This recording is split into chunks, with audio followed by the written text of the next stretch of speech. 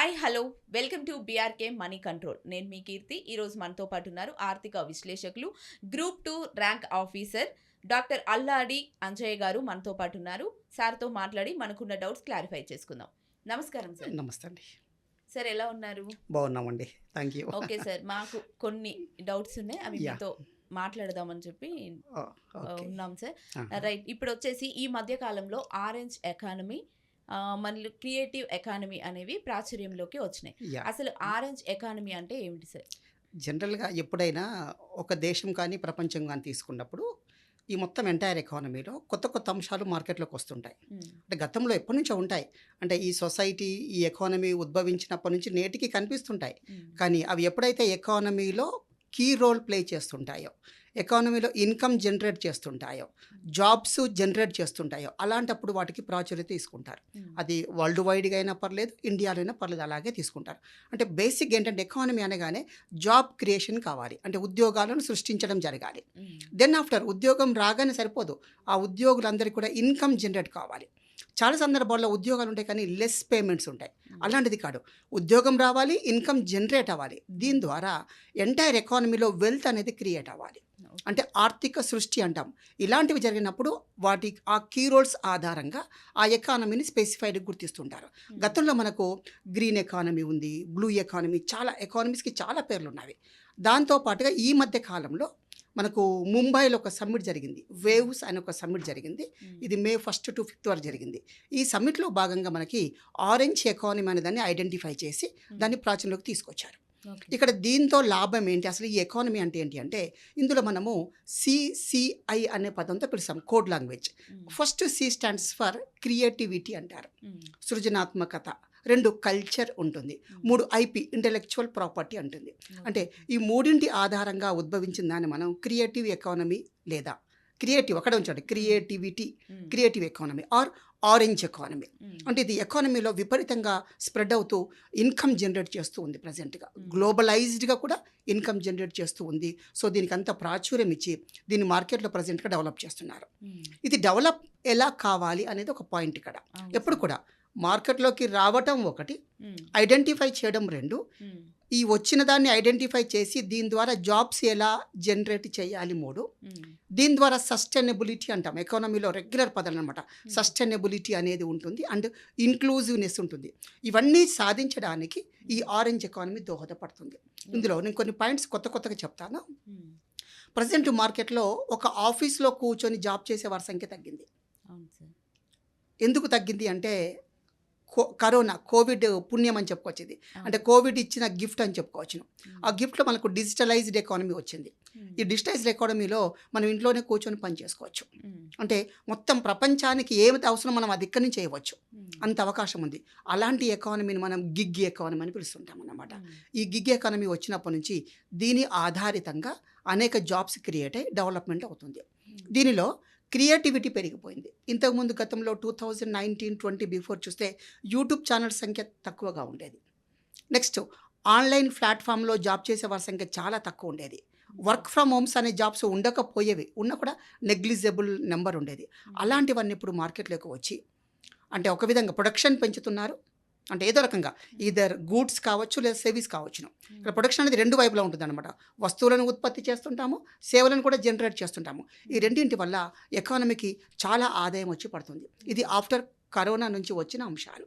దీన్ని బేస్ చేసుకొని ప్రభుత్వాలు ఈ మధ్య జరిగిన వేవ్స్ సమ్మిట్లో దీన్ని ప్రమోట్ చేసి ఈ యొక్క ఆరెంజ్ ఎకానమీని డెవలప్మెంట్ చేయడం జరుగుతుంది అన్నమాట. మ్మ్. ఇప్పుడు ఇంకొక పాయింట్ ఇక్కడ, ఆఫ్టర్ కరోనా వచ్చిన అంశాల్లో ఇంటెలెక్చువల్ ప్రాపర్టీస్ బాగా పెరిగాయి. అంటే సృజనాత్మకత, క్రియేటివిటీ పెరిగి మ్మ్. కొత్త అంశాలు మార్కెట్లోకి తీసుకొస్తున్నారు. మ్మ్. ఈ మధ్య వెరీ రీసెంట్గా మనకు గమ్మత్ కనిపిస్తుంటాయి. మ్మ్. ప్రీ వెడ్డింగ్ షోస్ వచ్చాయి. అదొక రకమైన నాలెడ్జ్, క్రియేటివిటీ Knowledge. బేస్డ్. అవును సార్. అంటే చూడండి, చిన్న ఎగ్జాంపుల్ చెప్తాను మీకు. ఊబర్ ఉందండి, మ్మ్. స్విగ్గీ, జొమాటో ఉంది. అవును. అసలు ఊబర్ వాడికి ఎక్కడైనా ఒక్క వెహికల్ అయినా ఉందా? లేదు. Without having a single vehicle hmm. Is operating entire transport system. అవును సార్. ఇప్పుడు ఎవరు వచ్చినా కూడా మనం ఎటైనా ట్రావెల్ చేయాలన్నా ఊబర్లో వెళ్తాము లేదా ఓలాలో వెళ్తుంటాం. అంటే ఒక చిన్న ఐడియా అన్నమాట. అవును. అంటే ప్రజెంట్ ఎకానమీని ఐడియా డామినేట్ చేస్తుంది. మ్మ్. Need not to do hard work, just to smart work with an idea. Okay. Idea ఉంటే సరిపోతుంది అనమాట. మ్మ్. ఆ ఐడియానే ఆరెంజ్ ఎకానమీ. ఎంత గ్రేట్ థింగ్ అండి. ఒక ఐడియా అనేదే ఒక Wow. Economy, that is orange economy. ఒక క్రియేటివిటీ ఆరెంజ్ ఎకానమీ, ఒక ఇంటెలెక్చువాలిటీ ఆరెంజ్ ఎకానమీ. ఇప్పుడు మనం అనుకుంటాం సార్ ఇంటెలెక్చువల్ చాలామంది డౌట్స్ ఉంది సార్, తెలివైన వాడే, నాలెడ్జబుల్ పర్సనే, క్వాలిఫైడ్ పర్సన్ ఎలిజిబుల్ కాదు. Absolutely wrong. ఎవరైనా క్రియేట్ చేయొచ్చు. ఒక చోట ఒక 10th క్లాస్ స్టూడెంట్ ఒక యాప్ క్రియేట్ చేసి 300 కోట్ల బిజినెస్ పెంచుకున్నాడు. ఒక 10th క్లాస్ స్టూడెంట్ అంటే ఆ student not finished is 10th class అంటే ఇలా క్రియేటివిటీతో వచ్చిందనమాట. ఇలా యాప్ క్రియేట్ చేయడం కూడా ఇందులో భాగాలే.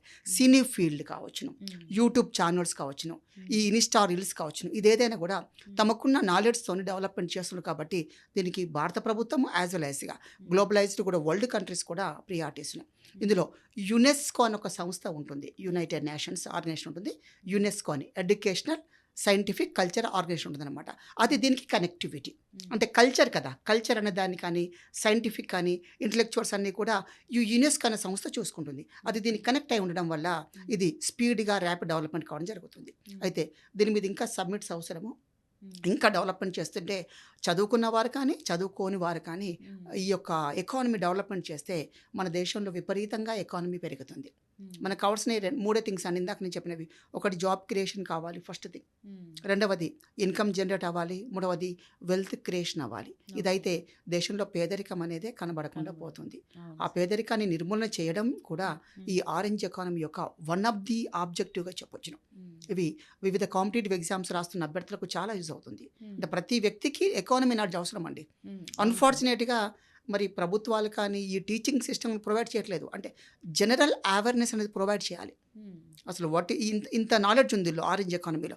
ఇది ప్రతి స్టూడెంట్కి లిటరేట్ ఇల్లిటరేట్ కూడా మనం ఇవ్వగలిగితే ఆటోమేటిక్గా ఎకానమీ డెవలప్మెంట్ అయ్యే అవకాశం ఉంది. దాని ద్వారా మనీ జనరేట్ అవుతుంది. అంటే ఫైనల్ టచ్ ఏంటి అంటే అన్ఎంప్లాయ్మెంట్ రిమూవల్ కానీ ఇరాడికేషన్ ఆఫ్ పావర్టీ కానీ జరగాలి అంటే ఇలాంటి కొత్త కొత్త విధానాలు మార్కెట్లోకి రావాలి. వీటిని ఇంకా ప్రభుత్వాలు ఐడెంటిఫై చేయాలి. చేసి ప్రమోషన్ చేస్తున్న కొద్దీ ఎకానమీ అనేది గ్రేట్గా డెవలప్మెంట్ అవుతుంది. అంటే ఇప్పుడు ఈ ఆరెంజ్ ఎకానమీ అనేది కొంతమందికి తెలియకుండా ఉండడం వల్ల వెనుకబడిపోయారంటారా సార్? చాలా మందికి తెలియదండి. ఇప్పుడు ఒక గ్రామీణ ప్రాంతంలో ఉన్న వాడికి ఈ ఆరెంజ్ ఎకానమీ అసలు ఎకానమీ అని తెలియదు ఫస్ట్. దాని మీద ఎక్కడ నేర్పిస్తున్నాం మనం? స్కూల్స్లో నేర్పించట్లేదండి. This is very unfortunate thing. ఇండియాలోనే కాదు, ఓవరాల్ వరల్డ్ ఎంటైర్ వరల్డ్లో కూడా ఎక్కడ కూడా దీని మీద స్పెషల్ ఫోకస్ లేదు. అంటే నేర్పించాల్సినవి నేర్పించకుండా, అంటే మన జీవనోపాధికి అవసరమని నేర్పించట్లేదు, చదువు నేర్పిస్తున్నారు. ఫర్ ఎగ్జాంపుల్ నేను I'm not criticising anybody. IIT అని నేర్పిస్తున్నారు పిల్లల్ని క్రష్ చేసి ప్రెజర్ పెట్టి. అనేక సూసైడల్ ఆఫ్టర్ కూడా అదే కొనసాగుతుంది. దాని ద్వారా వచ్చే బెనిఫిట్ కంటే ఒక చిన్న ఏజ్లో అంటే 15, 20, 25 ఈ టీనేజ్ ఎంగేజ్లోనే సెటిల్ అయ్యే అవకాశం ఉంది ఒక ఐడియాతో. ఆ ఐడియాని ప్రమోట్ చేయగలగాలి. అలాంటివి చెప్పే మేధావులు రావాలి ముందుకు. ఇంకా దాని మార్కెట్లో ప్రమోట్ చేయండి. Promotion is very very important. చూడండి, యూట్యూబ్లో చిన్న రీల్ చూసి మనం ఎగ్జైట్ అవుతాం, ఇలా నేను చేస్తాం అనుకుంటాం. అలా చేసి వాళ్ళని ఐడెంటిఫై చేయాలి, చేసి వాళ్ళకి ట్రైనింగ్ ప్రొవైడ్ చేయాలి. This is responsibility of the government. గవర్నమెంట్లో స్కిల్ డెవలప్మెంట్ సెంటర్స్ ఉంటాయి. వారు ఇలాంటివి చేసినట్లయితే దేశం, రాష్ట్రం ఆటోమేటిక్ డెవలప్మెంట్ అవుతుంది అన్నమాట. ఇవి ఐడెంటిఫై చేయడం లేదు, ఇది ఒక డ్రాబ్యాక్. Okay sir. అంటే ఇప్పుడు ఈ ఆరెంజ్ ఎకానమీ అనేది క్రియేటివిటీ అని అన్నారు, క్రియేటివిటీగా వాడుకోవాలన్నారు. ఇప్పుడు ఒక 10th క్లాస్ అబ్బాయి ఒక యాప్ క్రియేట్ చేసిండు అని అన్నారు కదా, అసలు అలాంటి యాప్స్ క్రియేట్ చేయాలి అనేది ఆ ఏజ్లో థాట్స్ వచ్చే అవకాశం ఉందంటారా? ఇక్కడ ఫస్ట్ బేసిక్ మన స్కూలింగ్ విధానంలో చిన్న చిన్న మార్పులు తీసుకురావాలి. మనంతా థియరిటికల్ అండి, బట్టిఫైయింగ్ ఎడ్యుకేషన్. 6th క్లాస్ ఆన్వర్డ్స్ నుంచి ప్రాక్టికాలిటీ నేర్పించాలి. ఇండస్ట్రియల్ బేస్డ్ ఎడ్యుకేషన్ అంటుంటాము. అంటే ఖచ్చితంగా 6వ తరగతి నుంచే ప్రతి స్టూడెంట్కి ఇండస్ట్రీకి తీసుకెళ్ళి అక్కడ జరిగే రియాలిటీ, ప్రొడక్షన్ ఎలా ఉంది, ఆ రియాలిటీ చూపించగలగాలి. అదేవిధంగా సాఫ్ట్వేర్ కంపెనీస్ కూడా తీసుకెళ్ళాలి. ఇలా ఇండస్ట్రియల్ టూర్స్ పెట్టాలి. అప్పుడు ఏమవుతుంది, వాళ్ళకు థాట్స్ పెరుగుతాయండి. ఇప్పుడు నేనున్న ఏజ్తో పోలిస్తే ఒక టీనేజ్లో ఉన్న స్టూడెంట్ చాలా అగ్రెసివ్గా థింక్ చేస్తాడు. మనం అంటాం కదా, ఐరన్ వేడిగా ఉన్నప్పుడు ఇలా ఫోల్డ్ చేయాలని. ఆ నాలెడ్జ్ వాళ్ళకి ఎక్కువ ఉంటుంది, మాకేం ఎక్స్పీరియన్స్ ఉంటుంది, వాళ్ళు యంగ్స్టర్స్ ఉంటుంది కాబట్టి వాళ్ళ ద్వారా మనం సాధించవచ్చు. అలాంటివి ఒకవేళ ప్రభుత్వాలు చొరవ తీసుకొని ఇంప్లిమెంట్ చేయగలిగితే మాత్రం అద్భుతమైన రిజల్ట్ చూడవచ్చు. అసలు రాష్ట్రంలో కానీ దేశంలో కానీ నిరుద్యోగం అనే పదమే కనిపించదు. ఒక ఫ్యామిలీ అంటే మనకి ఇక్కడ బంచ్ నెంబర్స్ తీసుకుంటాం, అట్లీస్ట్ 4 members ఉంటారు ఒక ఫ్యామిలీలో according to census and reports. ఈ నలుగురు ఫ్యామిలీలో ఒక్కరు ఒక పాప బాబు ఇద్దరు ఎవరో ఒకరిలో ఒక్కరిని మనం ప్రమోట్ చేసి ఆరెంజ్ ఎకానమీ వైపు లాగితే ఆ ఫ్యామిలీ నిరుద్యోగం తగ్గిపోతుంది, పేదరికం నిర్మూలించవచ్చు. ఎంతకన్నా వండర్స్ ఏమున్నాయండి? Yes sir. అది that is the best way. దీన్ని ఎవరు చేయాలంటే మనం చేయలేము. దీనికి అవును. ఎవరు ముందుకు ప్రభుత్వాలు ముందుకు రావాలి, మ్మ్. వాలంటీర్స్ ముందుకు రావాలి, వివిధ ఎన్జిఓస్ ఉంటాయి, అలాంటి ఎన్జిఓస్ కూడా ముందుకు వస్తే డెవలప్మెంట్ ఈజీగా అవుతుంది. Okay sir. ఆరెంజ్ ఎకానమీ అంటే ఏమిటి, ఎలా క్రియేట్ చేయొచ్చు, ఎలా క్రియేటివ్గా ఆలోచించాలి అనే విషయాన్ని చాలా Yeah. చక్కగా వివరించారు. Thank you so much okay sir. అండి, థ్యాంక్ థ్యాంక్ యూ. యూ.